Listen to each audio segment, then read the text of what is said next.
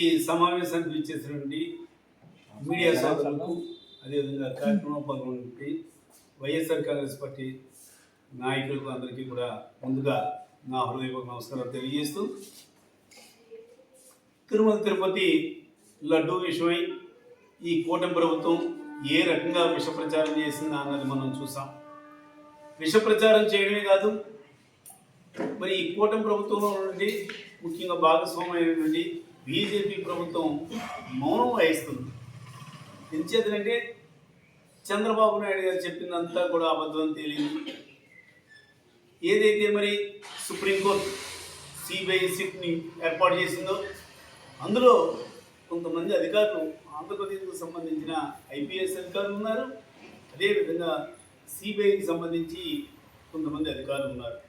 వీరందరితో పాటే ఒక committee CBI ఏర్పాటు చేయడం, ఆ కమిటీ కూడా మరి నిర్ధారణకు వచ్చింది. ఇవన్నీ కూడా తరువుగా పరీక్షించిన తర్వాత ఈ రిపోర్ట్లు కానీ తర్వాత ఏమైతే ఈ లడ్డూకి సంబంధించిన మరి మీడియా ఏ రకంగా ఎక్కడి నుంచి వచ్చింది, ఏమిటి, ఇందులో ఏమైనా కల్తీ జరిగిందా లేదా అని అన్నీ కూడా సమగ్రమైన విచారణ జరిపి సుప్రీంకోర్టుకి ఒక నివేదిక ఇవ్వడం జరిగింది. ఆ నివేదికలో మరి చంద్రబాబు నాయుడు ఆరోపించినట్టుగా ఎక్కడ గొడ్డు మాంసం కానీ, పంది కొవ్వు కానీ, అదేవిధంగా చేప నూనె కానీ ఏ రకంగా కూడా అందులో కలవలేదు. ఇవన్నీ కూడా ఆరోపణలు అని ఆ సిట్ కొట్టుపాడేసింది ఆ రిపోర్ట్లో. అయినా కూడా ఈ కూటమి ప్రభుత్వం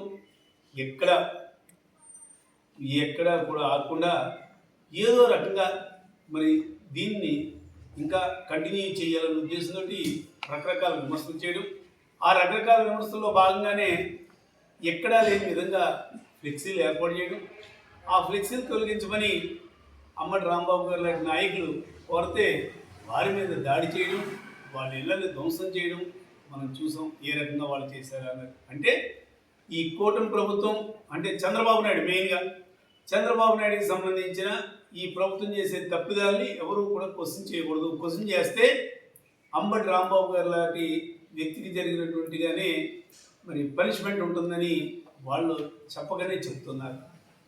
ముఖ్యంగా మరి కూటమి ప్రభుత్వం వచ్చిన తర్వాత చూసాం, వాళ్ళు చేసిన వాగ్దానాలన్నీ కూడా ఏది కూడా అమలుపరచలేకపోయారు. రకరకాల వాగ్దానాలు చేశారు ఎలక్షన్ ముందు. దానిలో భాగంగానే ఎప్పుడైతే మరి వాగ్దానాలు అమలుపరచగా ప్రజల్లో వ్యతిరేకత వస్తుందో ప్రజల మైండ్ని డైవర్ట్ చేయాలి. ముఖ్యంగా హిందువులు అధికంగా ఉన్నటువంటి మన రాష్ట్రంలో ఏదో రకంగా హిందువులకి మరి ఈ వైఎస్ఆర్ కాంగ్రెస్ పార్టీ వ్యతిరేకమని ఒక ముద్ర వేయాలని చంద్రబాబు నాయుడు ఆలోచించి ఆ రకంగా కొత్తగా ఒక స్కెచ్ చేయడం జరిగింది. ఏది ఏమైనా ఆ వెంకటేశ్వర స్వామి దయతో చంద్రబాబు నాయుడు చేసిన పనికి తనకే చెప్పుదెబ్బ కొట్టినట్టుగా అయింది సిట్ రిపోర్ట్. ఎందుకంటే గతంలో ఎప్పుడూ కూడా ఈ రకంగా ఈ తిరుమల తిరుపతికి సంబంధించిన మరి లడ్డు అంటే వెంకటేశ్వర స్వామి లడ్డు అంటే ఎంతో పరమ పవిత్రంగా మనందరం కూడా భావిస్తాం. ప్రపంచంలో నుండి హిందువులందరూ కూడా ఎక్కడెక్కడ ఉన్న వాళ్ళు కూడా ఫారెన్లో ఉన్న వాళ్ళు కూడా ఈ లడ్డుని తిని మరి స్వామివారి కృపకి పాత్రలు అవుదామని అందరూ కూడా ఆశిస్తారు. అటువంటిది అంత పవిత్రమైన లడ్డు విషయంలో అంటే ఎంత నీచానికి మరి చంద్రబాబు నాయుడు అనుకో ఏ రకంగా మరి దిగజారిపోయారా అన్నది మనం చూసాం. ఎంత దిగజారిపోయినా వాళ్ళ ఆరోపణలన్నీ కూడా తప్పని వాళ్ళు మళ్ళీ కొత్తగా ఇంకొక ఆరోపణ మళ్ళీ మొదలుపెట్టారు. బాత్రూములు కడిగే యాసిడ్ని కలిపారు. చంద్రబాబు నాయుడు నీకు సంబంధించి నోరు అడ్డు అదుపు లేకుండా ఇంత పరమ పవిత్రంగా భావించే లడ్డు విషయమై ఈ రకంగా ఆరోపణ చేస్తే ఇంక ఏ హిందువు కూడా లడ్డు తినకూడదనా?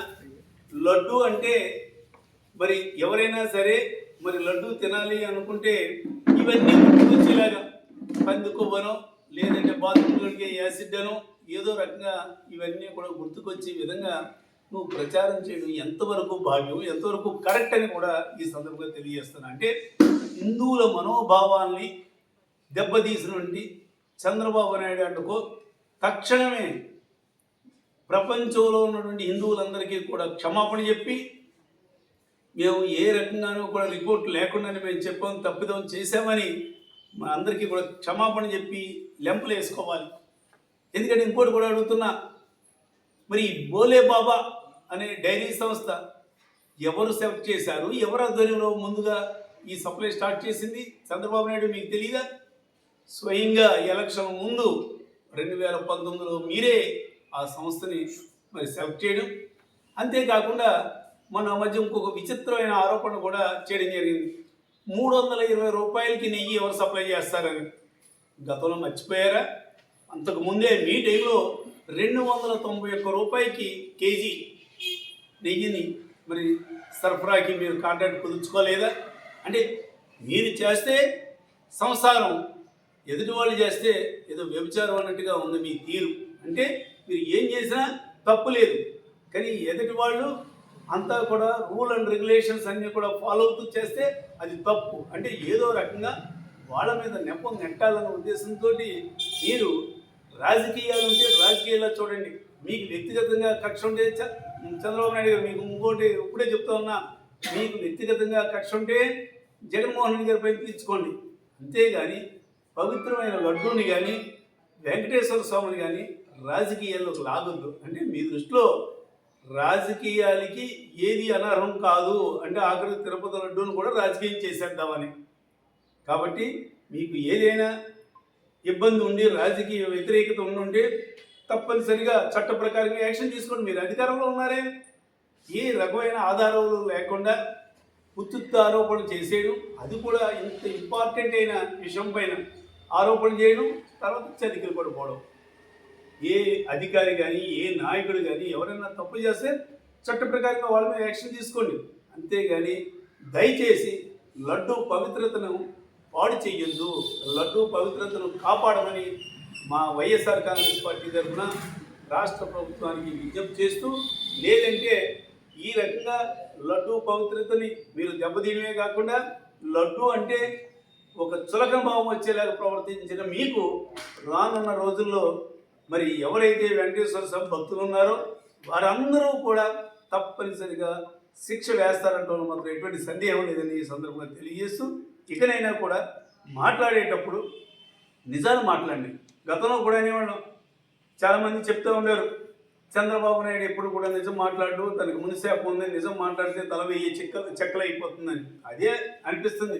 నిజం మాట్లాడకుండా ఇటువంటి అబద్ధాలు కళ్ళబొల్లి మాటలు కూడా చెప్పొద్దు. మీరు చేయవలసిన సంక్షేమ పథకాలు బోల్డ్ అని ఉన్నాయి. ప్రజలకు మీరు ఇచ్చిన హామీలు అవన్నీ అమలు చేయండి. అంతేగాని ఏదో అటు నుంచి తప్పించుకోవడానికి డైవర్షన్ టాపిక్గా దేవుడిని ఇందులో పావుగా వాడుకోవద్దని వైఎస్ఆర్ కాంగ్రెస్ పార్టీ తరఫున డిమాండ్ చేస్తున్నాం.